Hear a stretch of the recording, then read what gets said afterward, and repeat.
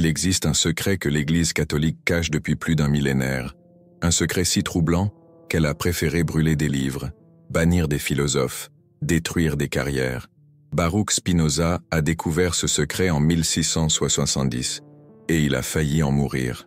Ce qu'il a vu était simple, dévastateur, trop évident pour être ignoré.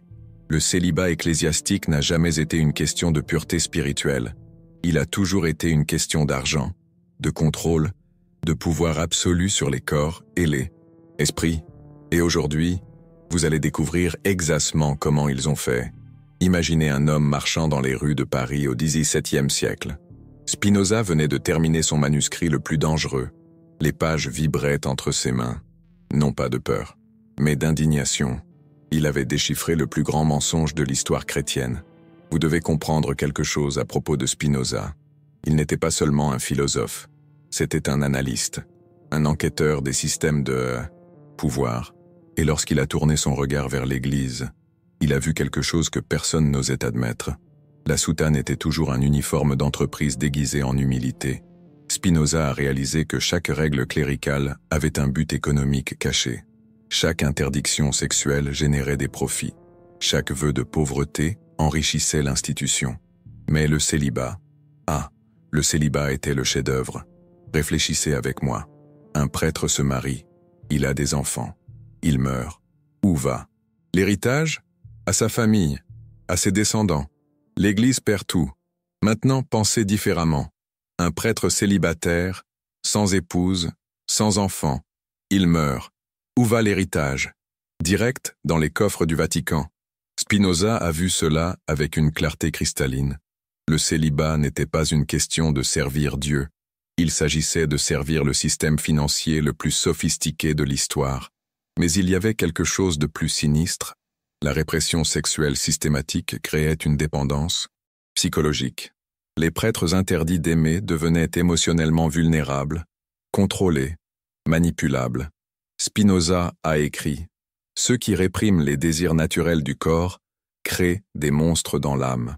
Il prévoyait quelque chose de terrible, quelque chose que nous ne verrions que des siècles plus tard. Les scandales sexuels qui détruisent l'Église aujourd'hui ne sont pas des accidents. Ce sont des conséquences prévisibles, mathématiques, inévitables.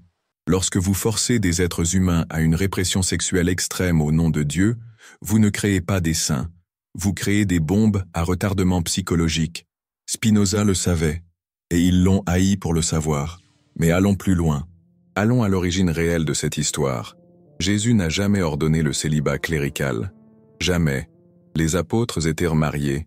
Pierre, le premier pape, avait une épouse. Les premières communautés chrétiennes célébraient l'amour conjugal comme une bénédiction divine. Alors quand ce mensonge a-t-il commencé? 11e siècle. Pape Grégoire VII, année 1073. Un moment historique que Spinoza a étudié de manière obsessive, car c'est là que commença la plus grande fraude spirituelle de l'humanité. Grégoire n'était pas préoccupé par la pureté, il était préoccupé par le pouvoir. L'Église perdait de l'argent, des propriétés, de l'influence politique. Les prêtres mariés laissaient des héritages à leurs enfants. Ils créaient des dynasties cléricales. Ils partageaient leur loyauté entre leur famille et l'institution. Il fallait que cela cesse. Grégoire a inventé une justification théologique pour un besoin économique. Il a transformé la répression sexuelle en vertu spirituelle. Il a vendu la souffrance comme salut, et ça a marché. Pendant 1000 ans, ça a parfaitement marché. Spinoza a vu à travers le masque. Il a vu les chiffres, les transferts de propriété, les testaments qui redirigeaient des fortunes entières vers le Vatican. Il a calculé. Un prêtre célibataire moyen transférait à l'Église l'équivalent d'une fortune familiale entière, multipliée par des millions de clercs au cours des siècles. L'Église est devenue le plus grand accumulateur de richesses de l'histoire humaine. Non, pas grâce à des miracles, grâce au célibat forcé, mais Spinoza a découvert quelque chose de plus troublant encore. La répression sexuelle n'était pas seulement une question d'argent, il s'agissait de créer une dépendance émotionnelle, un contrôle psychologique absolu. Les prêtres interdits de former des liens familiaux devenaient des orphelins émotionnels, dépendants de la hiérarchie ecclésiastique pour toute forme d'affection. de validation, de but. L'Église est devenue mère, père, épouse et famille pour des hommes émotionnellement castrés. Spinoza a écrit une phrase qu'ils ont essayé d'effacer de l'histoire. Le célibat clérical et la prostitution de l'âme au nom de Dieu. Il dénonçait le plus grand système de chantage émotionnel jamais inventé. Faites une pause. Respirez profondément. Sentez le poids de ce que vous venez de découvrir. Parce que lorsque Spinoza a publié ses idées, le monde entier s'est retourné contre lui. Les rabbins juifs l'ont excommunié. Les leaders chrétiens l'ont menacé de mort. Les autorités politiques ont offert des récompenses pour sa tête. Pourquoi? Parce qu'il avait exposé le secret qui soutenait tout le système. Mais l'histoire réelle ne faisait que commencer. Car Spinoza ne s'est pas arrêté là. Il a commencé à enquêter sur les effets psychologiques de la répression sexuelle systématique, et ce qu'il a trouvé était une sombre prophétie sur l'avenir de l'Église. Spinoza a prédit que la répression sexuelle extrême créerait des troubles psychologiques spécifiques, des pathologies prévisibles, des comportements destructeurs qui émergeraient inévitablement. Il décrivait, avec 3 siècles d'avance, les scandales d'abus sexuels qui détruisent la crédibilité de l'Église aujourd'hui. Ce n'étaient pas des accidents. C'étaient les conséquences mathématiques d'un système malade. Spinoza avait découvert que l'Église avait créé le problème qu'elle prétend aujourd'hui combattre.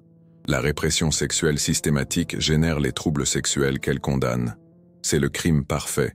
Créer la maladie et vendre le remède. Générer le problème et se présenter comme la solution. Mais il y avait une couche encore plus profonde dans cette conspiration. Une couche qui changerait tout ce que vous pensez du pouvoir religieux. La véritable découverte de Spinoza n'était pas seulement une question d'argent ou de contrôle sexuel. Il s'agissait de quelque chose de beaucoup plus fondamental. Il a réalisé que l'Église avait séquestré la propre définition de la spiritualité humaine. Ils ont transformé la répression en vertu, la souffrance en sainteté, la négation de la nature humaine en proximité avec Dieu. C'était de l'ingénierie sociale à l'échelle mondiale. Une reprogrammation psychologique de civilisation entière.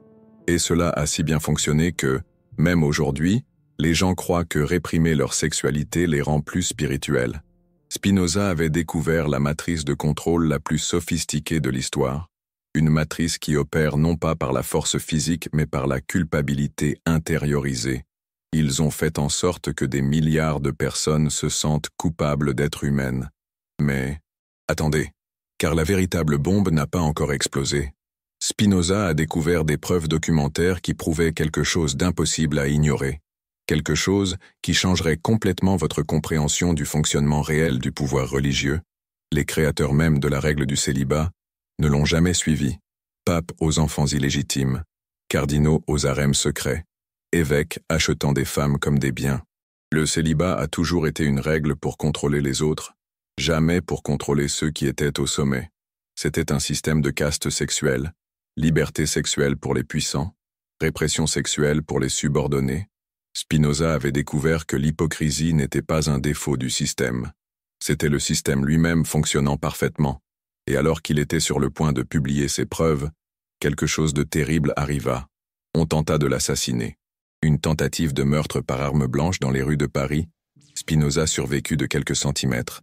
Il garda les vêtements déchirés toute sa vie, comme un rappel, comme une preuve qu'il avait découvert quelque chose qu'il tuerait pour protéger. Mais Spinoza ne s'arrêta pas. Il ne pouvait pas s'arrêter, parce qu'il avait trouvé la dernière pièce du puzzle, la découverte qui reliait tout, qui expliquait non seulement le célibat, mais toute la structure de contrôle de l'Église. Il avait découvert comment ils avaient réussi à convaincre le monde entier que l'être humain est péché. Et cette découverte changerait tout ce que vous pensez de la religion, du pouvoir et de la nature même de la manipulation humaine. Spinoza avait déchiffré le code de la culpabilité universelle.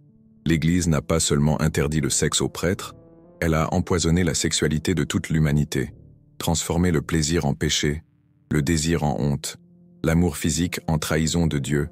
C'était de l'ingénierie psychologique à l'échelle planétaire. Pensez à ce qu'ils ont fait. Ils ont pris la fonction la plus naturelle, la plus agréable, la plus connectante de l'expérience humaine, et l'ont transformée en source de culpabilité infinie, non par accident, par conception. Spinoza a trouvé les documents, les stratégies, Les manuels des confesseurs qui détaillaient exactement comment planter la culpabilité sexuelle dans l'esprit des gens, il savait que les êtres humains coupables sont des êtres humains contrôlables. Et il découvrit quelque chose d'encore plus troublant. La confession n'était pas seulement pour pardonner les péchés, c'était pour collecter des informations, cartographier les désirs, cataloguer les faiblesses. Chaque confessionnal était un centre de renseignement. Imaginez, des millions de personnes rapportant leurs désirs les plus intimes, leurs fantasmes, leurs transgressions sexuelles à des hommes qui enregistraient tout, qui utilisaient ces informations pour le chantage politique, le contrôle social, la manipulation des masses. Spinoza avait découvert le plus grand système d'espionnage psychologique de l'histoire, et il réalisa quelque chose qui le terrorisa. Les mêmes hommes qui écoutaient les confessions sexuelles étaient ceux qui définissaient ce qu'était le péché sexuel. Les juges étaient les criminels eux-mêmes. C'était le système parfait. Créer de la culpabilité artificielle, offrir le pardon conditionnel, maintenir les gens dans un cycle éternel de transgression et de repentir. Spinoza a écrit une phrase qu'ils ont tenté de détruire. L'Église ne sauve pas les âmes, elle les capture. Mais il y avait une dimension encore plus sinistre. La répression sexuelle de masse n'était pas seulement une question de contrôle individuel, c'était une question de contrôle démographique, économique, politique. Des familles plus petites signifiaient moins de bouches à nourrir, moins d'héritages divisés, plus de richesses concentrées, plus de personnes disponibles pour un travail non rémunéré, au nom de Dieu. La culpabilité sexuelle était un outil d'ingénierie sociale. Pour créer le type de société qui servait au mieux les intérêts de l'Église, Spinoza avait découvert qu'il ne sauvait pas les âmes. Il créait un troupeau, et puis il trouva quelque chose qui changea tout. Des documents secrets, des correspondances entre cardinaux, des manuels d'instruction pour les évêques, des documents qui auraient dû être brûlés il y a des siècles. Il révélait la vérité complète sur le projet de contrôle sexuel de l'Église. Ce n'était pas seulement une question d'argent, ce n'était pas seulement une question de pouvoir. Il s'agissait de créer une nouvelle espèce d'être humain, une version castrée, coupable, dépendante de l'autorité extérieure pour toute sensation de valeur propre. Spinoza a lu des correspondances de papes instruisant des cardinaux sur la façon de dompter les instincts primitifs de la plèbe par la culpabilité sexuelle systématique. Il parlait des êtres humains comme du bétail, de la sexualité comme une impulsion animale qui doit être domptée pour le bien de l'ordre social. C'était de l'eugénisme psychologique, la sélection artificielle de la personnalité, la création délibérée d'une humanité soumise. Spinoza réalisa que l'Église avait détourné l'évolution émotionnelle de l'espèce humaine. Et ça marchait. Des générations entières grandissaient en croyant que leur corps était des pécheurs, que leurs désirs étaient honteux, qu'ils avaient besoin d'intermédiaires divins pour avoir de la valeur en tant qu'êtres humains. C'était l'esclavage psychologique parfait, parce que les esclaves se surveillaient eux-mêmes. Spinoza avait découvert que l'Église avait créé la plus grande prison mentale de l'histoire, une prison où les prisonniers eux-mêmes verrouillaient les portes. Mais ensuite, il découvrit quelque chose d'encore plus choquant. Les documents révélaient que la stratégie du célibat et de la culpabilité sexuelle avait une fonction politique spécifique. Elle créait des armées d'hommes émotionnellement fragmentés, sexuellement réprimés, psychologiquement dépendants, parfaits pour être des soldats fanatiques. Les croisades n'étaient pas des expressions de foi, c'étaient des soupapes de sécurité pour l'énergie sexuelle refoulée, réorientée comme violence religieuse. Spinoza a lu des lettres de papes instruisant des généraux sur la façon d'utiliser la frustration sexuelle canalisée comme carburant pour la guerre sainte. Il savait exactement ce qu'il faisait. Réprimer la sexualité, blâmer les fidèles pour leurs désirs naturels, puis offrir la violence contre les infidèles, comme une forme de rédemption spirituelle, c'était de l'alchimie psychologique. Transformer l'amour refoulé en haine dirigée, et ça a marché pendant 1000 ans. Spinoza avait découvert que l'Église n'avait pas seulement volé le plaisir sexuel de l'humanité, elle l'avait transformé en carburant pour la guerre et le génocide. C'était le crime parfait contre la nature humaine. Mais il y avait une couche finale, une découverte qui reliait tout, qui expliquait non seulement le passé mais le présent, qui révélait pourquoi les scandales sexuels modernes étaient inévitables. Spinoza a trouvé des preuves que les propres dirigeants religieux savaient que le système créerait des monstres. Des correspondances détaillaient comment la répression sexuelle extrême générerait des comportements déviants prévisibles parmi le clergé.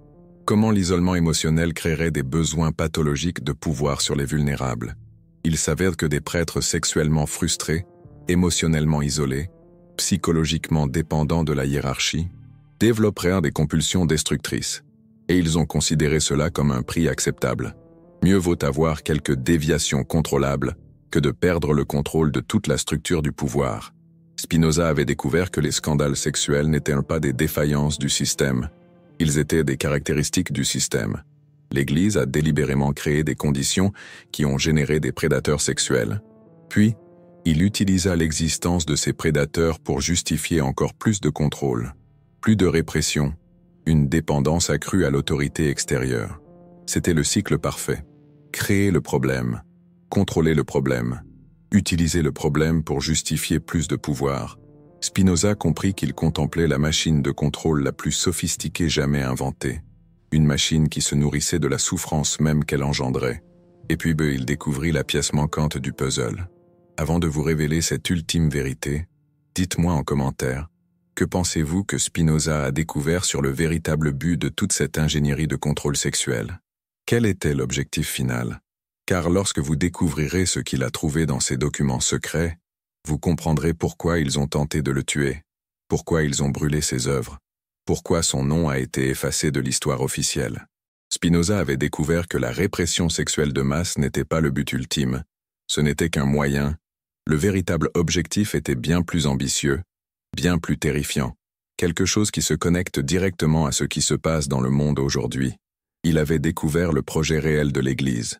Et lorsque vous saurez ce qu'il en est, vous ne regarderez plus jamais le pouvoir religieux de la même manière. La dernière révélation vous attend, et elle changera tout ce que vous pensez du contrôle, de la manipulation et de l'avenir de l'humanité. Préparez-vous, car ce qui arrive maintenant est la vérité que ceux qui détiennent le pouvoir craignent le plus que vous découvriez.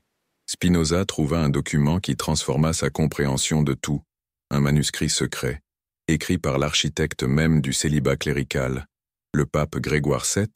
Ce n'était pas une instruction religieuse, c'était un manuel d'ingénierie sociale. Le titre était simple, « Sur la création de sujets parfaits ». Spinoza lut ces pages avec une horreur grandissante, car là se trouvait le projet réel, l'objectif final de toute cette répression sexuelle systématique. Il ne s'agissait pas d'argent, il ne s'agissait pas de pouvoir politique temporaire, il s'agissait de quelque chose de bien plus ambitieux, il s'agissait de créer une nouvelle espèce d'être humain. Une version de l'humanité incapable d'autogouvernement spirituel, dépendante éternellement d'une autorité extérieure. Le document détaillait comment utiliser la répression sexuelle pour fragmenter le lien naturel entre le corps et l'âme, créant des vides psychologiques que seule l'autorité ecclésiastique peut combler. Il savait que les êtres humains sexuellement épanouis sont spirituellement indépendants, connectés à leur propre divinité intérieure, difficiles à contrôler. Alors ils décidèrent de briser ce lien. Spinoza lut des instructions spécifiques sur la façon d'interrompre le développement spirituel naturel de l'enfant par la culpabilité sexuelle précoce. Comment créer une dépendance émotionnelle chronique par la négation des impulsions de connexion humaine. Comment transformer l'estime de soi naturelle en un besoin de validation extérieure constante. C'était un manuel pour créer des esclaves psychologiques qui se sentiraient libres. Le projet de l'Église n'était pas seulement de dominer les corps, c'était de dominer les âmes, de rendre impossible aux êtres humains d'accéder à leur propre source intérieure de valeur, de sens et de connexion au divin. Spinoza réalisa qu'il contemplait le plus grand crime contre la conscience humaine jamais documenté. Ils avaient séquestré la spiritualité naturelle de l'espèce, remplacé l'authenticité divine par la dépendance institutionnelle. Mais le document révélait quelque chose d'encore plus choquant. Le projet ne s'est pas terminé au XIe siècle. Il a évolué, il s'est adapté, il a migré vers d'autres institutions. Spinoza avait découvert que l'Église avait créé le modèle pour tous les systèmes de contrôle qui ont suivi. Des gouvernements qui infantilisent les citoyens, des systèmes éducatifs qui détruisent la créativité naturelle, des médias qui cultivent une insécurité constante, des industries qui vendent des solutions à des problèmes qu'elles créent elles-mêmes. Tous suivent le même modèle que l'Église a perfectionné il y a 1000 ans, fragmenter la connexion interne, créer une dépendance externe, revendre ce qui a été volé. Spinoza avait découvert la matrice originale de toute manipulation psychologique moderne, et il comprit pourquoi ils avaient tenté de le tuer. Il ne critiquait pas seulement une institution religieuse, il exposait le code source du contrôle humain, l'ADN de la domination psychologique. Mais il y avait une dimension encore plus profonde. Spinoza réalisa que la répression sexuelle systématique ne créait pas seulement une dépendance émotionnelle. Elle créait une déconnexion avec l'intuition naturelle, avec la sagesse corporelle, avec la capacité de ressentir la vérité intérieurement. Les êtres humains sexuellement réprimés perdaient l'accès à leurs propres systèmes internes de navigation spirituelle. Ils devenaient incapables de distinguer le vrai du faux en utilisant les sensations corporelles, dépendant des autorités extérieures pour définir la réalité. C'était une castration épistémique, suppression de la capacité naturelle de connaître. Spinoza avait découvert que l'Église ne contrôlait pas seulement ce que les gens faisaient, elle contrôlait comment ils connaissaient, comment ils distinguaient le réel du faux, le vrai du menteur. C'était le contrôle de la perception même de la réalité. Et cela a si bien fonctionné que, jusqu'à aujourd'hui, la plupart des gens ne font pas confiance à leur propre intuition. Ils ont besoin de spécialistes, d'autorités, d'institutions pour valider leur expérience intérieure. Spinoza avait découvert comment ils avaient déconnecté l'humanité de sa propre sagesse. Mais ensuite, il trouva quelque chose qui changea tout. Le document révélait que les propres créateurs du système savaient qu'il était temporaire, qu'il finirait par créer ses propres contradictions, qu'il engendrerait une résistance naturelle. Ils avaient prévu qu'il arriverait un moment où le système de contrôle sexuel s'autodétruirait, et ils étaient préparés à cela. Le manuscrit détaillait des plans pour la migration du contrôle sexuel vers le contrôle numérique, pour le remplacement de la culpabilité religieuse par la dépendance technologique, pour créer de nouveaux systèmes de fragmentation humaine qui seraient encore plus efficaces que la répression sexuelle. Spinoza lisait le futur, écrit il y a 600 ans. Ils savaient que la sexualité serait éventuellement libérée. Alors ils ont créé des systèmes pour capter l'attention humaine d'autres manières. Des écrans qui fragmentent la concentration. Des algorithmes qui créent une dépendance. Des réseaux sociaux qui transforment l'estime de soi en une quête de validation extérieure constante. Le même schéma, de nouvelles méthodes. Spinoza avait découvert que la crise sexuelle actuelle de l'Église n'est pas la fin du projet de contrôle. C'est la transition vers la prochaine phase. Il savait que les scandales sexuels finiraient par détruire la crédibilité religieuse, et ils étaient prêts pour ça. Le contrôle a migré de l'Église à l'écran, de la confession aux données, du prêtre à l'algorithme, mais la mécanique est identique. Fragmenter la connexion interne, créer une dépendance externe, revendre ce qui a été volé. Spinoza avait prédit notre ère numérique avec une précision effrayante. Il a vu que l'humanité troquerait un type d'esclavage psychologique pour un autre, sans jamais se demander si la vraie liberté était possible. Et alors, il a écrit la phrase qui a failli lui coûter la vie. Une phrase qu'ils ont tenté d'effacer de tous les manuscrits, qui a été censurée pendant 400 ans, que nous pouvons aujourd'hui comprendre pleinement. Spinoza a écrit « La seule révolution réelle est la révolution de la conscience individuelle contre tous les systèmes qui nous revendent notre propre divinité. » Il avait découvert l'antidote à tout contrôle psychologique, se reconnecter à la sagesse intérieure, faire confiance à sa propre intuition spirituelle, cesser de rechercher une validation extérieure pour des expériences intérieures. C'était simple, dévastateurement simple. L'Église a créé le problème de la déconnexion spirituelle et a vendu la solution de la médiation divine. La technologie a créé le problème de la déconnexion humaine et vend la solution de la connexion numérique. Le gouvernement a créé le problème de l'insécurité sociale et vend la solution du contrôle extérieur.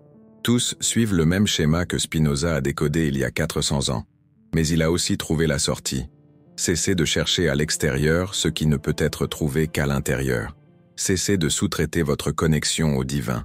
Cessez de vendre votre autonomie spirituelle pour des promesses de sécurité extérieure. La révolution que Spinoza a prévue ne se produit pas dans les rues. Elle se produit dans la conscience individuelle. Lorsqu'une personne se reconnecte à sa propre source intérieure de valeur, de sens et de connexion divine, elle devient incontrôlable par les systèmes externes. Et c'est ce qu'ils ont le plus craint.